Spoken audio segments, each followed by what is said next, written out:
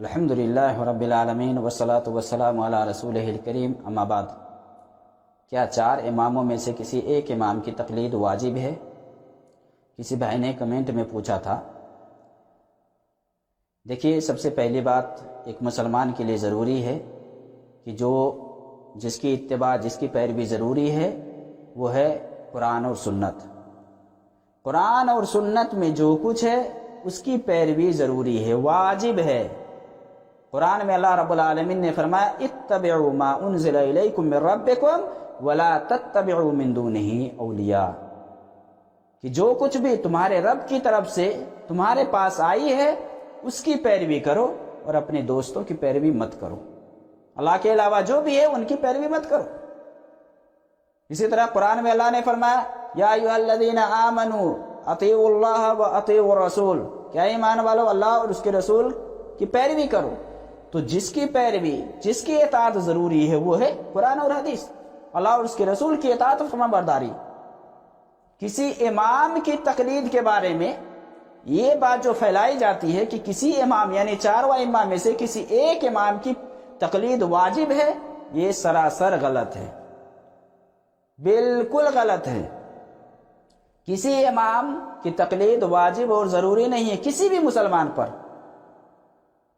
یہ جو ائمہ تھے یہ ائمہ مجتہد تھے، اجتہاد کرنے والے تھے۔ یہ مسائل کہاں سے اخذ کیے؟ کتاب و سنت سے نا، کتاب و سنت سے نکال کر کے یہ مسئلے بتائے ہیں، کتاب و سنت سے استنباط کرنے والے تھے۔ اور جو بھی ان میں سے اجتہاد کر کے کوئی مسئلہ نکالا، اگر وہ ثواب کو پہنچ گئے تو ان کے لیے دوہرا اجر ہے۔ یا کوئی بھی اجتہاد کرتا ہے، مجتہد ہے، اگر کسی بارے میں اجتہاد کر کے وہ مسئلہ نکالتا ہے، اگر وہ درست ہے تو اس کے لیے دوہرا اجر ہے۔ ایک تو اجتہاد کرنے کا، دوسرا ثواب کو پہنچنے کا۔ لیکن اگر کوئی ثواب کو نہیں پہنچتا ہے پھر بھی اجتہاد کا ثواب ملے گا، اسے اجر ملے گا۔ تو یہ جو ائمہ تھے یہ ائمہ اجتہاد کرنے والے مجتہد تھے۔ یہ 4 جو مشہور ہے، امام ابو حنیفہ، امام شافعی، امام مالک، امام احمد بن حنبل رحمہم اللہ، یہ 4 تھے، یہ 4 مشہور ہیں۔ لیکن ان 4 کے علاوہ بھی اور ائمہ گزرے ہیں۔ تو اللہ کے نبی صلی اللہ علیہ وسلم کے بعد کسی کی بھی تقلید یہ واجب اور ضروری نہیں ہے کہ نہیں انہوں نے جو کچھ کہا ہے وہی ہم مان لیں۔ بعض علماء یہ بتلاتے ہیں کہ اگر آپ نے شروع میں کسی امام کو پکڑ لیا ہے تو اب اس امام سے ہٹ نہیں سکتے ہیں، اس امام کو چھوڑ نہیں سکتے۔ کیوں بھائی؟ جن کی بات کتاب و سنت سے موافقت کر جائے گی ان کی بات ہم لے لیں گے۔ کہتے ہیں کہ نہیں، اگر ایک امام کو آپ نے شروع میں پکڑ لیا اور اس سے کوئی مشکل مسئلہ ثابت ہے تو آپ آسان مسئلے اگر کسی امام سے ثابت ہو تو وہ جا کر کے نہیں لے سکتے۔ کیوں بھائی؟ جن کی بات کتاب و سنت سے موافقت کر جائے گی ان کی بات آپ لے سکتے ہیں۔ امام کی اتباع، امام کی تقلید یہ ضروری نہیں ہے، بالکل نہیں۔ ان ائمہ سے کہیں نہیں آیا ہے کہ ان میں سے کسی نے یہ کہا ہو کہ میری ہر بات لے لینا اور جو میں نے کہا وہی حق ہے۔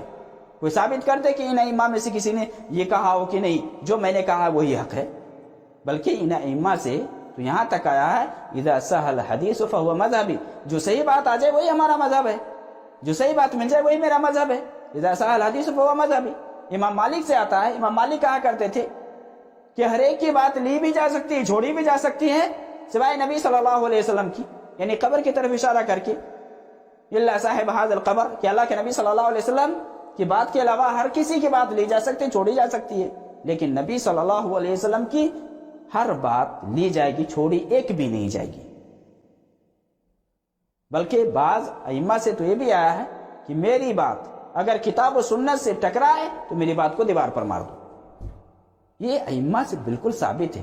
تو ان ائمہ میں سے کسی ایک امام کی تقلید یہ واجب نہیں ہے، بالکل۔ ہاں، یہاں کہا جا سکتا ہے کہ ایک آدمی پڑھا لکھا ہے، مجتہد ہے، اجتہاد کر سکتا ہے، تو اسے چاہیے کہ خود یہ مسائل کتاب و سنت سے اخذ کرے، جس طرح کے ائمہ سے ثابت ہے۔ وہ لوگ کتاب و سنت کی طرف رجوع کیے، اسے ہی مسئلہ نکالے۔ تو ایک پڑھا لکھا آدمی، ایک مجتہد آدمی، ایک عالم آدمی کے لیے یہ درست نہیں ہے، یہ جائز نہیں ہے کہ وہ کسی امام کی تقلید کے پیچھے پڑ جائے اور کہے کہ نہیں ہم ان سے چمٹے ہوئے ہیں، انہوں نے جو کچھ کہا ہے وہی حق ہے۔ نہیں، وہ خود سے مسئلہ کو نکالے اور خود سے مسائل استنباط کرے، مستنبط کر کے وہ اس حساب سے عمل کرے، جو کتاب و سنت کے حساب سے قریب ہو وہ مسئلہ لے لے۔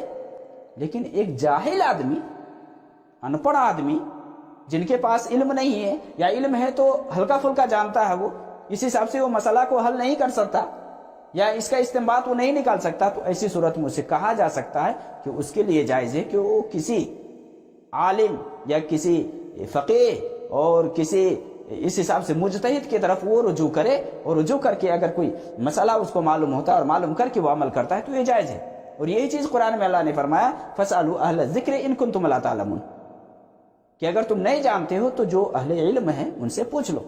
تو ایک عام آدمی، ایک جاہل آدمی جو تھوڑا موڑا جانتا ہے یا کچھ بھی نہیں جانتا ہے، تو وہ مسئلہ معلوم کر کے اگر کسی کی طرف منسوب کرتا ہے کہ میں نے فلاں سے پوچھا ہے، فلاں عالم سے پوچھا ہے، ہاں وہ عالم ایسا ہو کہ جو معتمد ہو، معتبر ہو، مہارت رکھتے ہوں مسائل کے حل کے سلسلے میں، تو ان سے وہ رابطہ کر کے وہ پوچھ کر کے عمل کر سکتا ہے، ان کے لیے جائز ہے۔ لیکن ایک عام آدمی کے علاوہ ایک عالم آدمی یہ کہے کہ نہیں ہم نے امام سے جو سنا ہے، ہمارے امام نے جو کہا وہی ہمارے لیے آئیڈیل ہے اور وہی ہمارے لیے نمونہ ہے، تو یہ بالکل غلط ہے، یہ تو غلط ہے۔ اور یہی منع ہے اسلام میں، جو جمود کا معاملہ ہوتا ہے نا کہ ایک چمٹ جانا، پکڑ لے کہ ہم نے امام کو پکڑ لیا ہے تو اب ان کے مسلک سے ہمیں الگ نہیں ہونا ہے، تو یہ بالکل غلط ہے، یہ غلط ہے۔ ہمیں سمجھنے کی ضرورت ہے کہ جس کی پیروی ہمارے لیے ضروری ہے وہ ہے کتاب و سنت۔ کتاب و سنت سے ہٹ کر کے ہم کسی اور کی پیروی اور ضروری جو قرار دیتے ہیں تو یہ غلط ہے، یہ سراسر غلط ہے۔ اس لیے ہمیں کتاب و سنت کو ماننا ہے، کتاب و سنت سے ہم رجوع کریں۔ کتاب و سنت کے سلسلے میں اگر ہمارے پاس علم ہے تو ہم کتاب و سنت سے مسئلے کا حل نکالیں اور اس کے حساب سے عمل کریں۔ اگر نہیں جانتے ہیں، ہمارے پاس علم نہیں ہے، تو ہم علماء کی طرف جو معتمد ہے، جو معتبر ہے، جو عالم ہے، جو فقیہ ہے، ان سے ہم رابطہ کریں اور پھر وہ جو مسئلہ کا حل بتائے تو دیکھیں کہ کتاب و سنت کے حساب سے کن کا مسئلہ یا کن کی رائے موافقت کر رہی ہے، تو جن کی رائے موافقت کر رہی ہے ان کی رائے لے لیں اور اس حساب سے آپ عمل کریں۔